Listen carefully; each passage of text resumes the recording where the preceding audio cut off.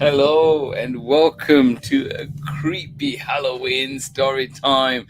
Thank you so much for joining me again. Yes, round 2 for tonight, and we will be reading from Roald Dahl's book of ghost stories, and we will be reading a story called Harry, and that one is written by Rosemary, Timperley, and we're reading this one with permission of Farrar, Strauss, and Giroux, an imprint of MacMillan Publishing. Thank you so much for joining me on Story Time. I hope you're ready for this creepy story that we have. Roald Dahl's book of ghost stories coming right up.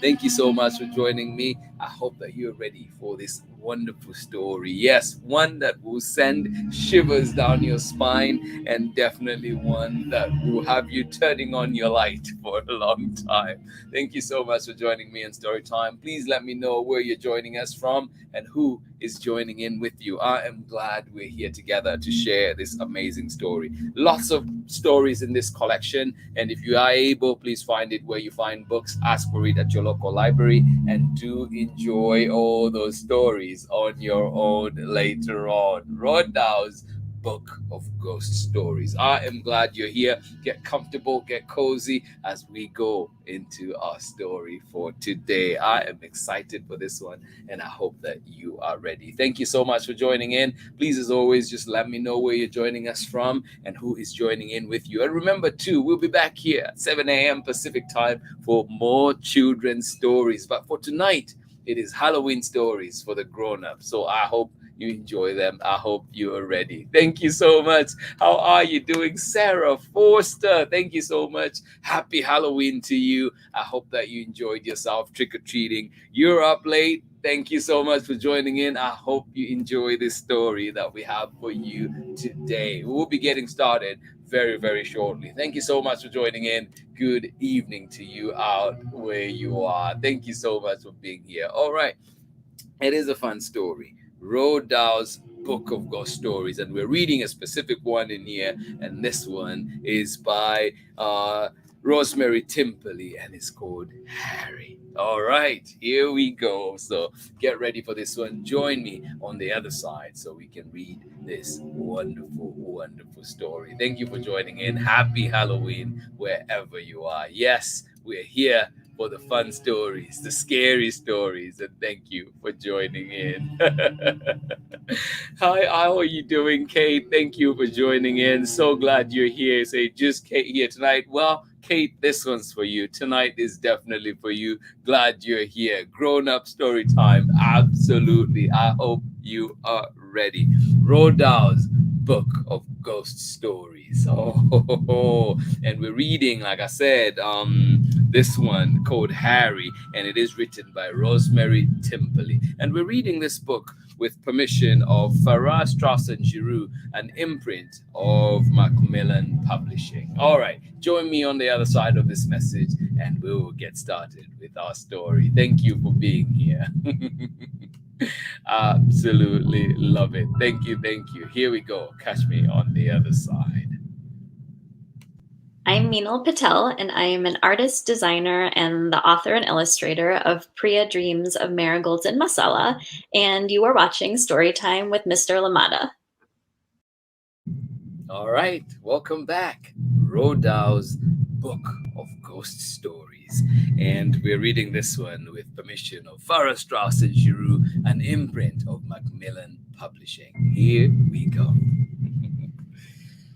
All right. Harry by Rosemary Timperley. Such ordinary things make me afraid. Sunshine, sharp shadows on grass, white roses, children with red hair, and the name Harry. Such an ordinary name. Yet, the first time Kristin mentioned the name, I felt a premonition of fear. She was 5 years old, due to start school in 3 months' time. It was a hot, beautiful day, and she was playing alone in the garden, as often she did. I saw her lying on her stomach in the grass, picking daisies and making daisy chains with laborious pleasure. The sun burned on her pale red hair and made her skin look very white. Her big blue eyes were wide with concentration. Suddenly, she looked towards the lure of white roses, which cast its shadow over the grass, and smiled.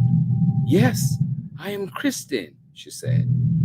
She rose and walked slowly towards the bush, her little plump legs defenseless and enduring beneath the too short blue cotton skirt. She was growing too fast. "With my mommy and daddy," she said clearly. "With my mommy and daddy," she said. Then, after a pause, "Oh, but why? Why? But they are my mommy and daddy." She was in the shadow of the bush now. It was as if she had walked out of the world of light into darkness.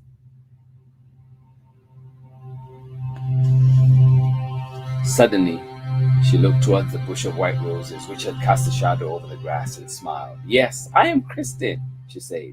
She rose and walked slowly towards the bush, her little plump legs defenseless and enduring beneath her too short blue cotton skirt.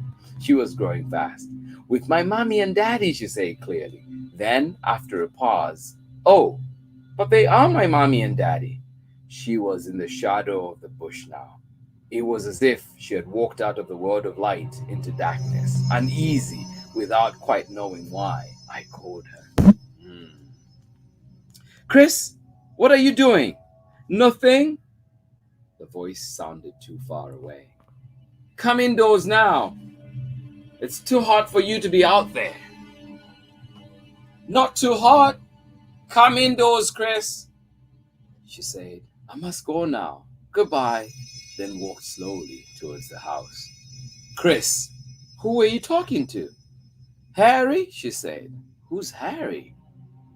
"Harry," she said again. I couldn't get anything else out of her, so I just gave her some cake and milk and read to her until bedtime. As she listened, she stared out at the garden. Once she smiled and waved.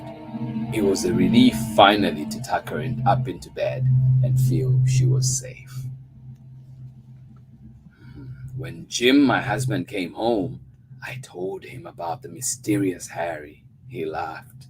"Oh," she started out laugh, has she? "What do you mean, Jim?" "It's not so very rare for only children to have an imaginary companion.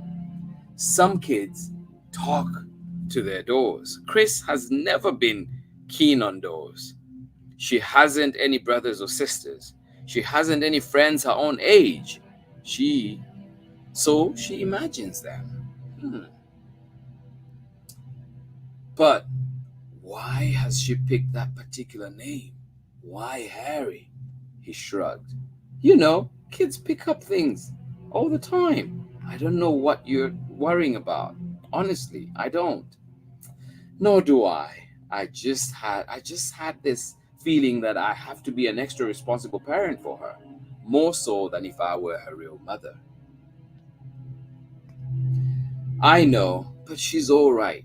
Chris is fine. She's a pretty, healthy, intelligent little girl. Credit to you." "Oh, and to you. In fact, we are thoroughly nice parents and so modest." We laughed together and he kissed me. I felt consoled until the next morning. Again, the sun shone brilliantly on the small, bright lawn and white roses. Kristin was sitting on the grass, cross-legged, staring towards the rose bush, smiling. "Hello," she said. "I hoped you would come because I like you." How old are you? I'm only 5 and a piece. I am not a baby. I am going to school soon, and I shall have a new dress, a green one. Do you go to school? What do you do then? She was silent for a while, nodding and listening, absorbed in the conversation. I felt myself going cold as I stood there in the kitchen. Don't be silly. Lots of children have an imaginary companion, I told myself desperately. Just carry on as if nothing were happening. Don't listen. Don't be a fool.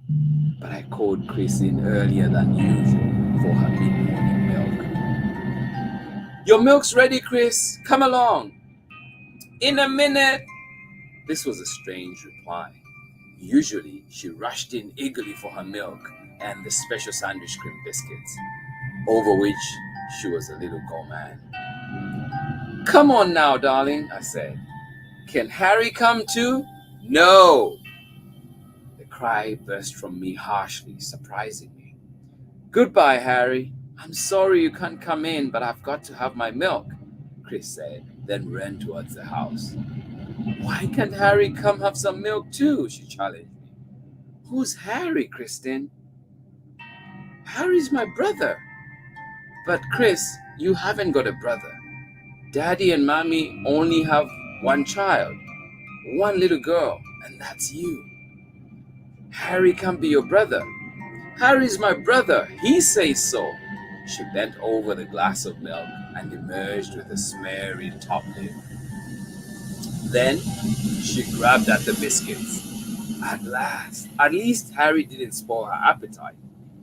After she had had her milk, I said, We will go shopping now, Chris. You'd like to come with me, right? Wouldn't you? I wouldn't. I want to stay with Harry. Well, you can't. You're coming with me. Can Harry come too? No. My hands were trembling as I put on my hat and gloves. It was chilly in the house nowadays, as if it were a cold shadow over in spite of the sun outside. Chris came with me meekly enough, but as we walked toward the street, she turned and waved. I didn't mention any of this to Jim that night. I knew he would only scoff, and he would only scoff as he had done before. But when Kristen's Harry fantasy went on day after day, it got more and more on my nerves. I came to hate and dread those long summer days. I longed for gray skies and rain. I longed for the white roses to wither and die. I trembled when I heard Kristen's voice prattling away in the garden. She talked quite unrestrainedly to Harry now. One Sunday, when Jim heard her at it, he said, I will say one thing for imaginary companions. They help a child on with her talking. Chris is talking much more freely than she used to. With an accent, I blurted out. An accent? Yes, a slight Cockney accent. My dearest, every London child has a slight Cockney accent. It will be much worse when she goes to school and meets lots of other kids. We don't talk Cockney. Where does she get it from? Who can she be getting it from? Except, and before I could say his name, except Harry, I couldn't say the name. I couldn't say it. The baker, the milkman, the dustman, the coalman, the window cleaner. Want any more? I suppose not, I laughed ruefully. Jim made me feel foolish. Anyway, said Jim, I haven't noticed any Cockney in her voice. There isn't when she talks to us. It's only when she's talking to him. To Harry? You know, I am getting quite attached to young Harry. Wouldn't it be fun one day if we looked outside and saw him? Don't, I cried, don't say that. It's my nightmare, my waking nightmare. Oh, Jim, I can't bear it much longer. He looked astonished. This Harry business is really getting to you, isn't it? Of course it is. day in, day out, all I hear is Harry this, Harry that. Harry says, Harry thinks. Can Harry have some? Can Harry come too? It's all right for you out at the office all day, but I have to live with it. I am afraid of it, Jim. It's so queer. Don't you know what I think you should Do you know what I think you should do to put your mind at ease? What? Take Chris along to see Dr. Webster tomorrow. Let him have a little talk with her. Do you think she's ill? No, good heavens, no. But when we come across something that's a bit beyond us, it's as well to take professional advice. Next day, I took Chris to see Dr. Webster. I left her in the waiting room while I told him briefly about Harry. He nodded sympathetically, then said, "It's a fairly unusual case, Mrs. James, but by no means unique. I have had several cases of children's imaginary companions becoming so real to them that the parents got jitters. I expect she's rather a lonely child, a lonely little girl, isn't she? She doesn't know any other children. We're new to the neighborhood, you see, but that will be put right when she starts school. And I think you will find that when she goes to school and meets other children, these fantasies will disappear. You see, every child needs company of her own age, and if she doesn't get it, she invents it. Older people who are lonely talk to themselves. That doesn't mean that they are crazy, just that they need someone to talk to. A child is more practical. Seems silly to talk to oneself, she thinks, so she invents someone to talk to. I honestly don't think you have anything to worry about. That's what my husband says. I'm sure he does. Still, I will have a chat with Kristen as you have brought her here. Leave us alone together. I went to the waiting room to fetch Chris. She was at the window. She said, "Harry's waiting." Where? Where, Chris? I said quietly, wanting suddenly to see with her eyes. There, by the rose bush. The doctor had a bush of white roses in the garden. There was no one there. There's no one there, Chris, I said. Chris gave me a glance of an unchildlike scorn. Dr. Webster wants to see you now, darling, I said shakily. You remember him, don't you? Yes, he gave you sweets when you were recovering from your chicken pox. Yes, she said, and went willingly to the doctor's surgery. I waited restless. Faintly, I heard their voices through the wall, heard the doctor's chuckle, Kristen's high peal of laughter. She was talking away to the doctor in a way she didn't talk to me. When they came out, he said, Nothing wrong with her, whatever. She's just an imaginative little monkey. A word of advice, Mrs. James. Let her talk about Harry. Let her become accustomed to confiding in you. I gather you've shown some disapproval of this brother of hers, so she doesn't talk much to you about him. He makes wooden toys, doesn't he, Chris? Chris agreed. Yes, Harry makes wooden toys. And he can read and write, can't he? Yes, and swim and climb trees and paint pictures. Harry can do everything. He's a wonderful brother. Her little face flashed with adoration. The doctor patted me on the shoulder and said, Harry sounds like a very nice brother to her.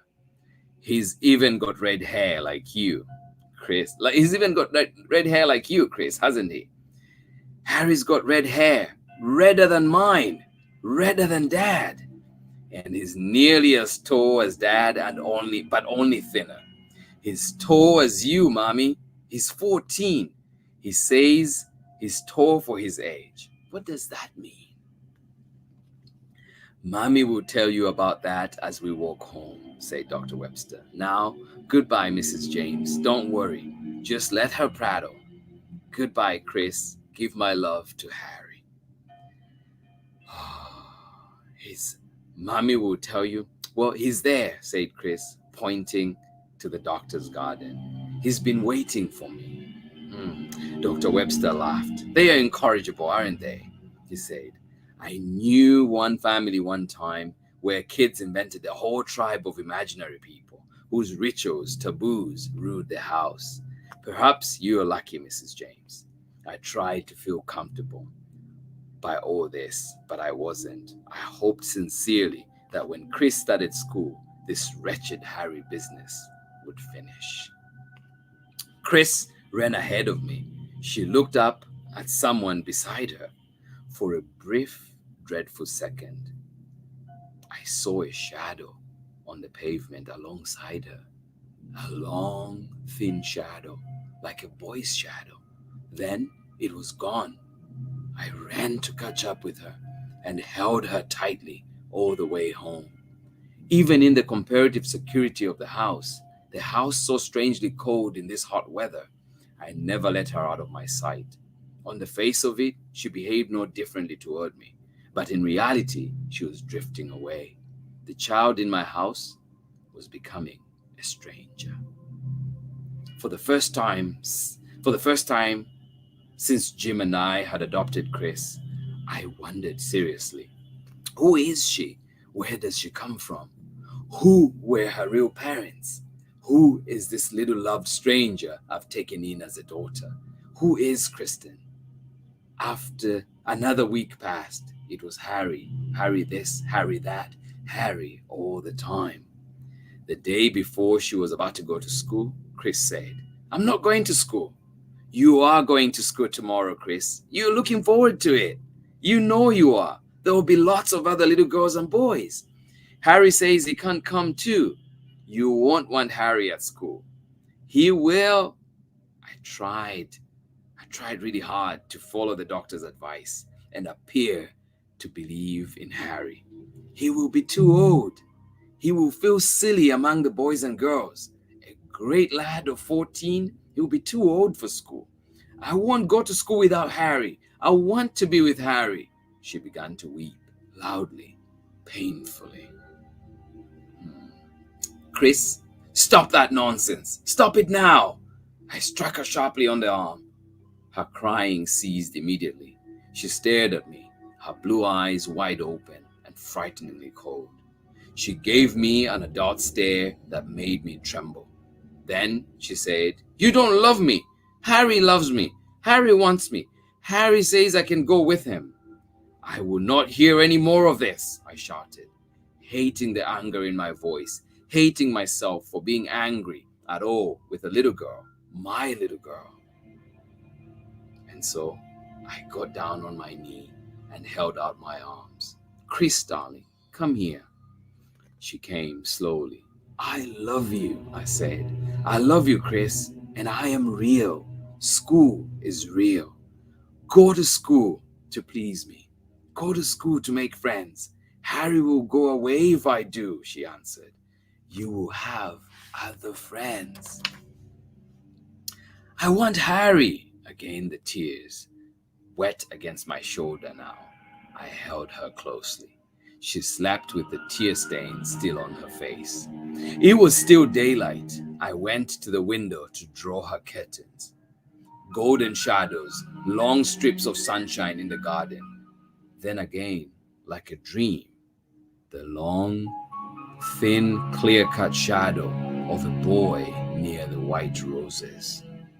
Like a mad woman, I opened the window and shouted, Harry! Harry! Harry! I thought I saw a glimmer of red among the roses, like closed red curls on a boy's head. Then there was nothing.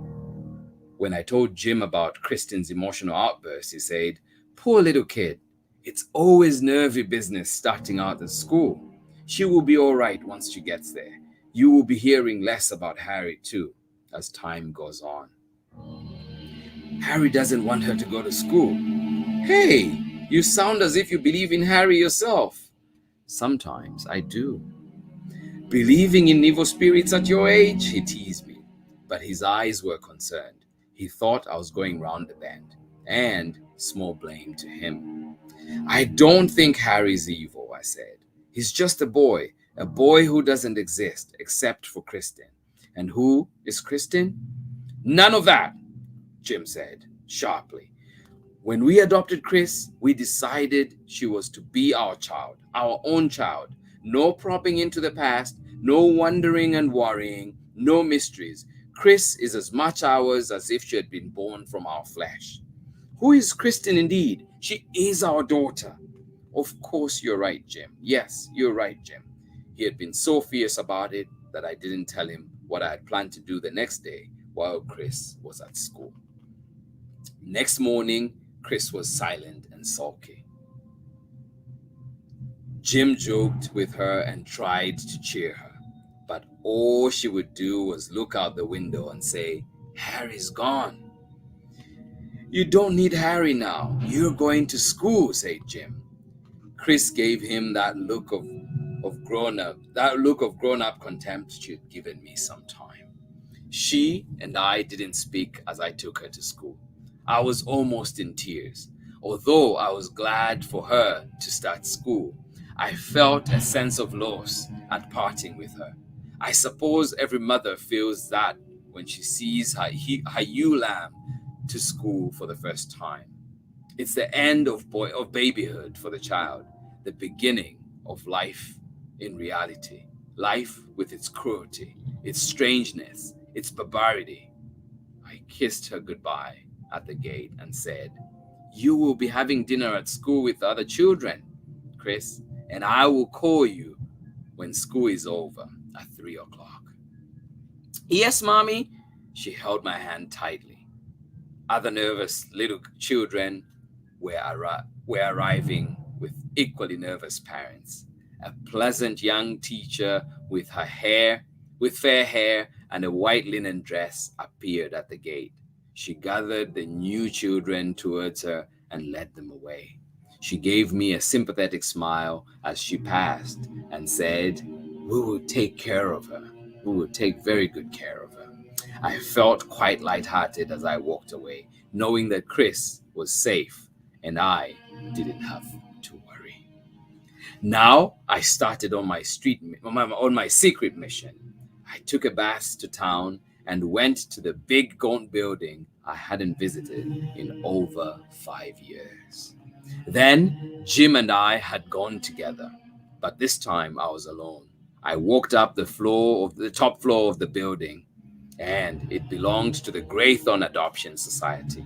I climbed the 4 flights and knocked on the familiar door with its scratched paint.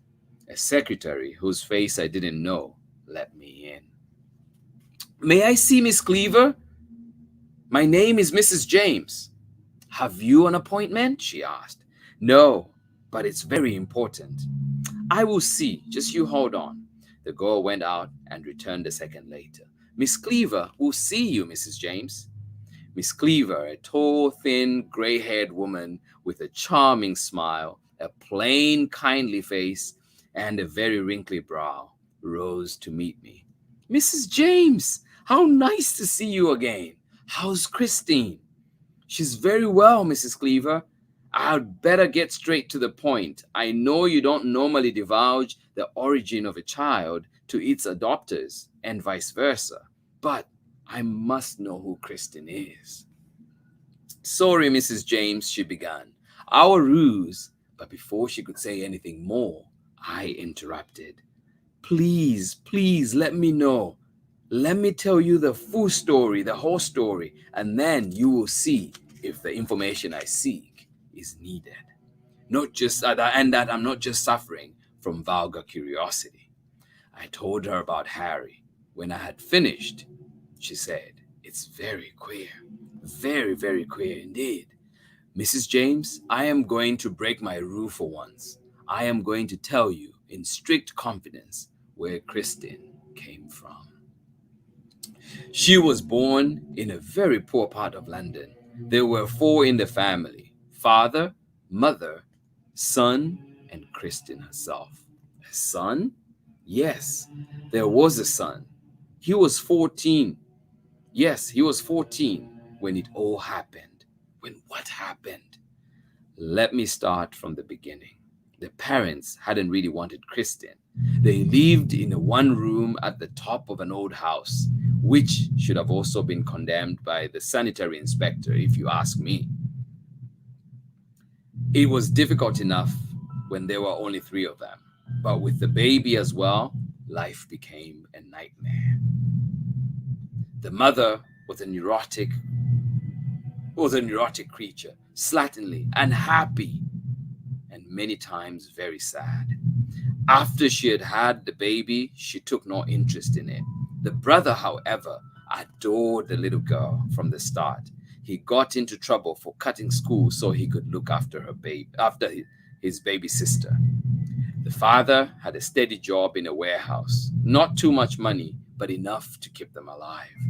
Then he fell sick for several weeks and lost his job.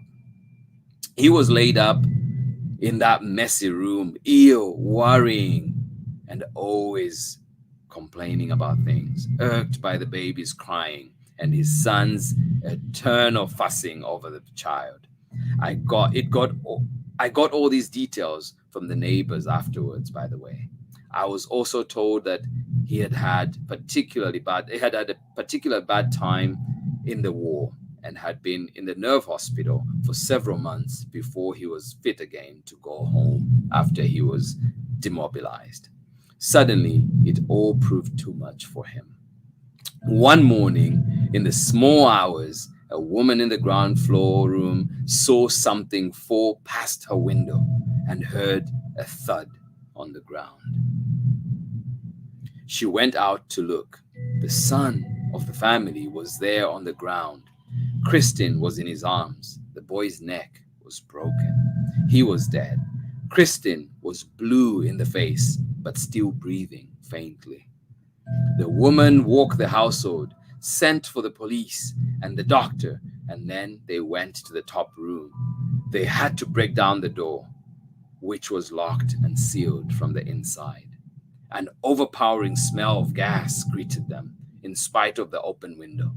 They found husband and wife in bed and a note from the husband saying, "I can't go on. I am going to kill them all. It's the only way."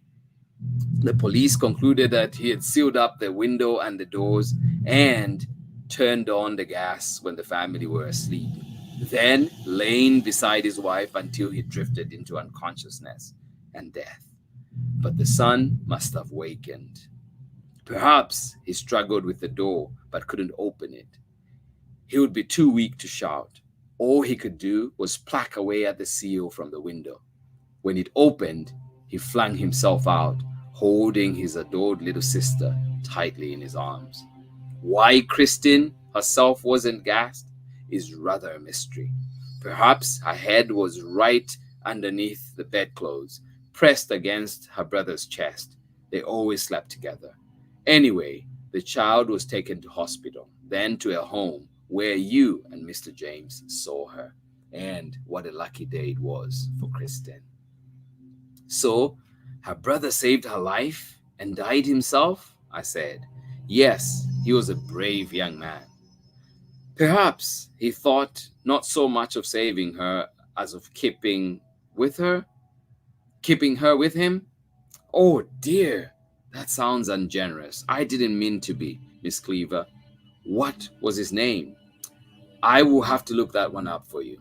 She referred to one of her many files and then said at last, the family's name was Jones, and the 14-year-old brother was called Harold. Yes, was called Harold. And did he have red hair? Well, that I cannot tell you, Mrs. James. I am not sure. But it's Harry. The boy's name was Harry. What does it mean? I can't understand. It's not easy, but I think perhaps deep in her unconscious mind, Kristen has always remembered Harry, the companion of her babyhood. We don't think of children as having much memory, but there must be images of the past tucked away somewhere in their little heads. Kristen didn't invent Harry. She remembers him so clearly that she almost brought him to life again. I know it sounds far fetched, but the whole story is so odd that I can't think of any other explanation. May I have the address to the house where they lived? She was reluctant to give me this information, but I persuaded her and set out at last to find number 13, Camver Row, where the man Jones had tried to kill himself and his whole family and almost succeeded. The house seemed deserted. It was filthy and derelict, but one thing made me stare and stare over and over. There was a tiny garden. A scatter of bright, uneven grass splashed the bold brown patches of earth. But the little garden had one strange glory that none of the other houses in the poor, sad street possessed: a bush of white roses. They bloomed gloriously. Their scent was overpowering. I stood by the bush and stared up at the top window. A voice startled me. "What are you doing here?" It was an old woman peering from the ground floor window. "I thought the house was empty," I said. "Should be. Been condemned. But they can't get me out. I have nowhere else to go. I won't go. The others went quickly enough after it all happened. No one else wants to come. They say the place is haunted." "So it is. But what's the fuss about? Life and death? They are very close. You get to know that when you're old. Alive, dead, what's the difference?" She looked at me with yellowish, bloodshot eyes and said, "I saw him fall past my window. That's where he fell, among the roses. He still comes back. I see him. He won't go away until he gets her." Who are you talking about?" "Harry Jones. Nice boy he was. Red hair, very thin. Too determined though. Always got his own way. Loved Kristen too much, I thought. Died among the roses. Used to sit down here with her for hours by the roses, then died there. Or do people die? The church ought to give us an answer, but it doesn't. Not one you can believe. Go away, will you? This place isn't for you. It's for the dead who aren't dead, and for the living who aren't alive. Am I alive or dead? You tell me. I don't know. The crazy eyes staring at me beneath the matted white fringe of hair frightened me. Mad people are terrifying. One can pity them, but one is still afraid, I murmured. "I will go now. Goodbye." And I tried to hurry across the hard, hot pavements, although my legs felt heavy and half paralyzed as in a nightmare. The sun blazed down on my head, but I was hardly aware of it. I lost all sense of time or place as I stumbled on. Then I heard something that chilled my blood. The clock struck 3 o'clock. Ding! At 3 o'clock, I was supposed to be at the school gates, waiting for Kristen. Where was I now? How near the school? What bus should I take? I made frantic inquiries of passers-by, who looked at me fearfully, as I had looked at the old woman. They must have thought I was crazy. At last, I caught the right bus, and sick with dust, petrol fumes, and fear, reached the school. I ran across the hot, empty playground. In a classroom, the young teacher in white was gathering her books together. At last, "I've come for Kristen James. I am here. I am her mother. I am so sorry I'm late. Where is she?" I gasped. "Kristen James?" The girl frowned, then said brightly, "Oh, I know. She left with her brother." Yes, isn't it? The pretty little girl with red hair? Yes, she left with her brother. Her brother called her. How alike they look, aren't they? And so devoted. It's rather sweet to see a boy of that age so fond of his baby sister. Has your husband got red hair, like the two children? What did the brother say? I asked faintly. He said he didn't say anything. When I spoke to him, he just smiled. They will be home by now, I should think. I said, do you feel all right? I was asked. Yes, thank you. I must go home. I ran all the way home through the burning streets, calling out the entire time. Chris! Chris! Kristen, where are you? Chris! Chris! Sometimes, even now, I hear my own voice of the past screaming through the cold house. Kristen! Chris! Where are you? Answer me, Chris! Then, Harry! Harry! Please don't take her away! Don't take her away! Come back, Harry! Come back! Demented, I rushed out into the garden. Then sun struck me like a blade. The roses glared widely. The air was so still. I seemed to stand in timelessness, placelessness. For a moment, I seemed very clear, very near to Kristen, although I couldn't see her. Then the roses danced before my eyes and turned red. The world turned red, blood red, wet red. I fell through redness, to blackness, to nothingness, to almost death. For weeks, I was in bed with sunstroke, which turned to brain fever. During that time, Jim and the police searched everywhere for Kristen, searched in vain. The futile search continued for months. The papers were full of the strange disappearance of a red-haired child. The teacher described the brother who had called for her. There were newspaper stories of kidnapping, baby snatching, and child murders. Then the sensation died down, just another unsolved mystery in police files. And only two people knew what had happened: an old crazed woman living in a derelict house and myself. Years have passed, but I walk in fear. Such ordinary things make me afraid. Sunshine, sharp shadows on the grass, white roses, children with red hair, and the name Harry. Such an ordinary name. The end.